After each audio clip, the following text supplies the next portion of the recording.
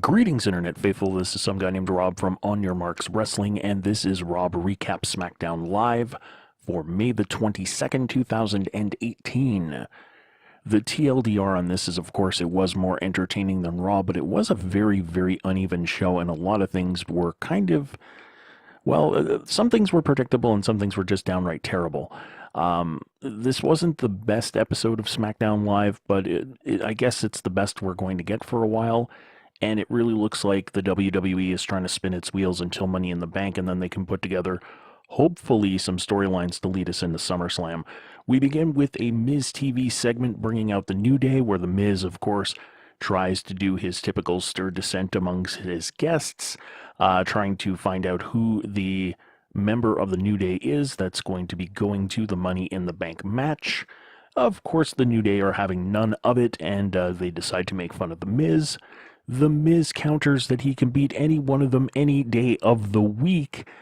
And of course, that will lead into a match versus Big E. Now, I mentioned on my Raw recap yesterday that I'm finding it increasingly lazy that the opening to each of these shows is General Manager comes out, someone interrupts General Manager, this turns into opening match of night. Sometimes it'll be with a DQ finish, which turns into a tag team match. Anyway, this is basically the same thing, only they're using a Miz TV segment instead of having Paige walk out to the ring.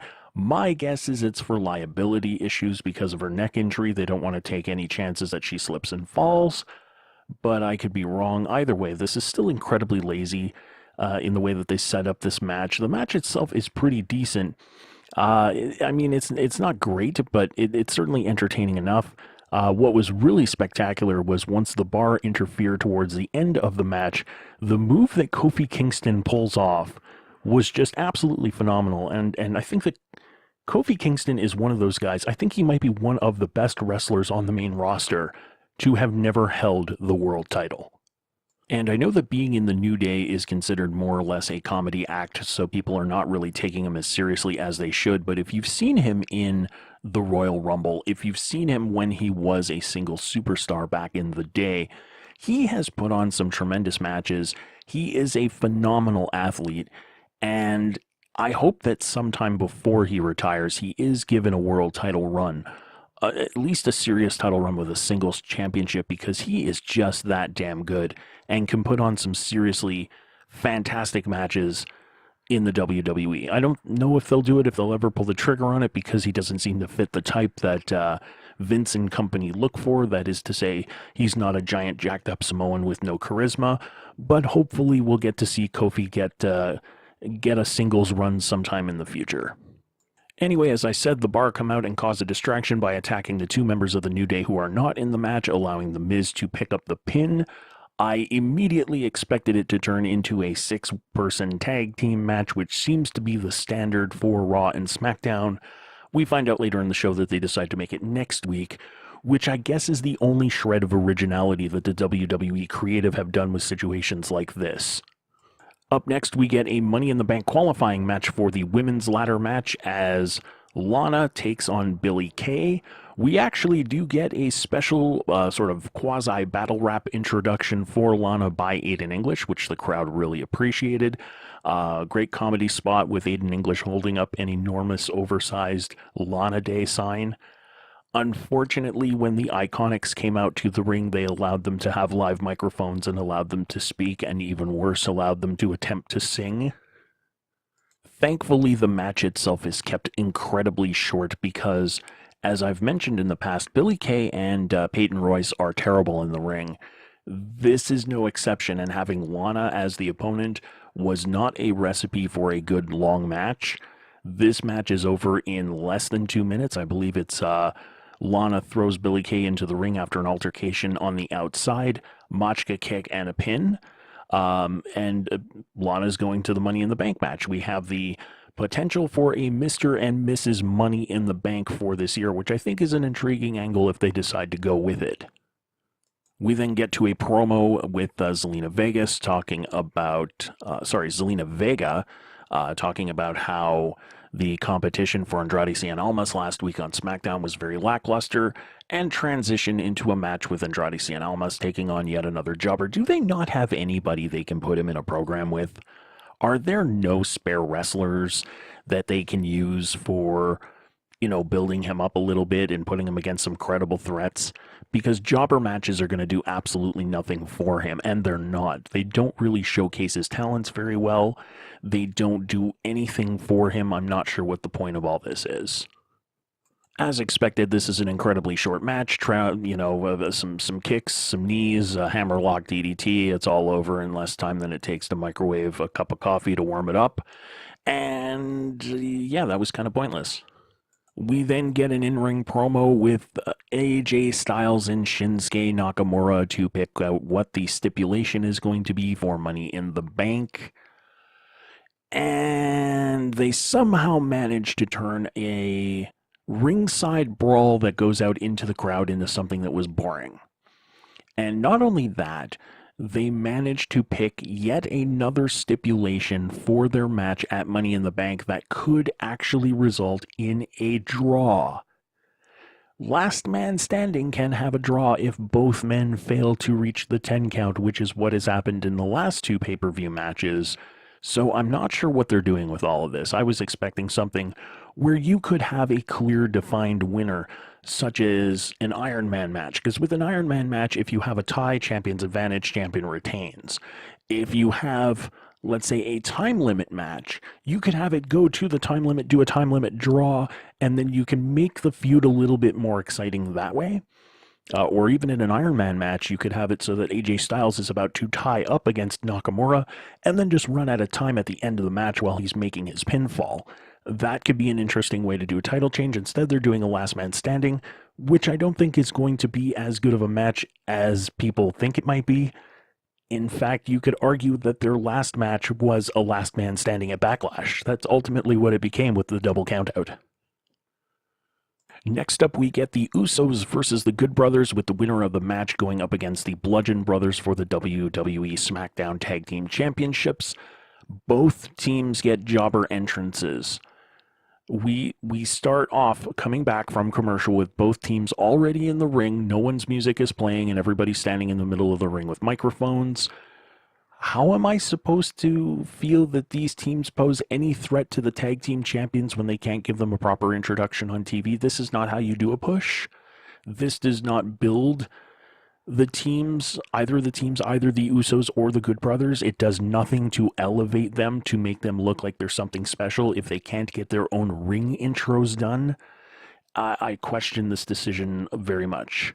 The match itself was not bad. Thankfully, they had the Good Brothers go over the Usos because, quite frankly, at this point, we need to have another tag team contender in there, especially since we've been seeing the Usos versus the Bludgeon Brothers more or less since Fastlane. And this will at least give us a little bit of a new look for the Bludgeon Brothers. And it's good to see the Good Brothers getting a push. Our next match of the night is Sonya Deville, who is in a Money in the Bank qualifier match against Naomi, who is on TV, I think, for the very first time in a wrestling capacity since winning the not the Money in the Bank, but the WrestleMania Women's Battle Royal. You know, the trophy shaped like a giant uterus. I'm what I don't get this, because especially in light of the fact that the Usos were the match before and maybe could have benefited from the same type of distraction that Naomi had provided against the Bludgeon Brothers, that she wasn't a part of that, but her match was immediately after. I don't get. I'm wondering if they should have maybe spaced those matches out a little bit more to have it make a little bit more sense. I was actually quite disappointed by this match, not so much by the quality of the match, but by who won the match. Now, I get that Naomi is an established star and she needs to kind of continue what feeble push they've given her since winning the interuterine championship at WrestleMania. But Sonya Deville looked really, really good in this match, and I was kind of hoping to see her move on to the Money in the Bank. She hit a spear that actually looked better than Roman Reigns' spear, at least certainly more credible. She hit a wonderful spine buster. Unfortunately, the match devolved toward the end. There was this dueling bicycle kick type of thing going on between her and Naomi where they were each kind of kicking each other at the same time. It looked really, really stupid, followed by like a double drop kick that looked absolutely terrible. Um, Somehow, it transitioned into a little bit of an awkward finish after that, but long story short, Naomi is going to Money in the Bank, and the final qualifier for the women's ladder match will be decided on Monday Night Raw in a 7-woman gauntlet match, which is either going to be really good or is going to be a complete car crash. I don't know which one I'm rooting for at this point. This, of course, takes us to our main event, which is Jeff Hardy versus Daniel Bryan, with the winner of the match facing Samoa Joe next week for the final men's Money in the Bank qualifier.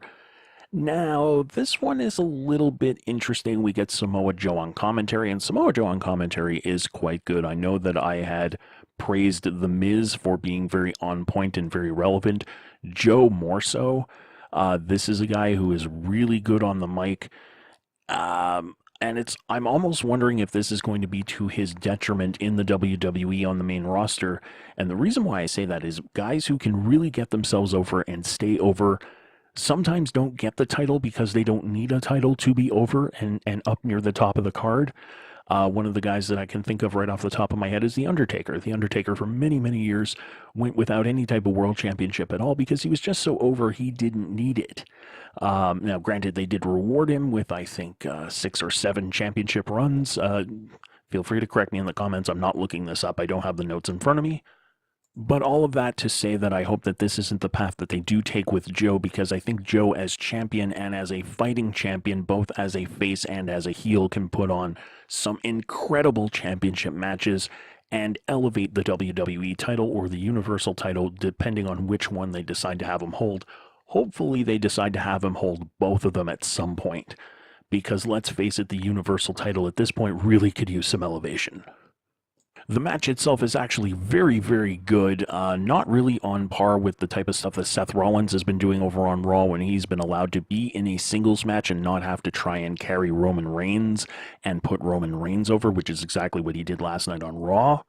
But overall, I was very pleasantly surprised with the quality of the match. I especially liked the false finish, or the false move into a finish, where they had Jeff Hardy hit the twist of fate.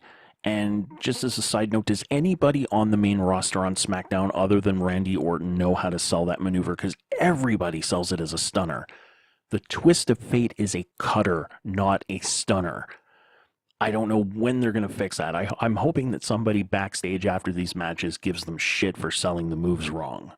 Anyway, after the twist of fate, Jeff Hardy goes up to the top rope for a swanton bomb, but Daniel Bryan gets the knees up. We get another attempt at a twist of fate, but this is countered into a dragon screw and then a knee lock to force the submission. And Daniel Bryan will be moving on next week to face Samoa Joe. Samoa Joe immediately gets in the ring to cut the celebration short, to get right in Daniel's face to say, "I don't know what you're celebrating. We're going to face each other next week." And he walks off. And more or less, this ends the show. There's a little bit of a backstage interview segment with Renee and Samoa Joe, but it's really kind of repeating the same thing that was said in the ring. Overall, I have to say it was refreshing to see storylines get advanced. It was refreshing to see new tag team contenders named, because this is something that's still up in the air on Raw as to who the tag team championship contenders are going to be. I don't know what's going to happen with the U.S. title.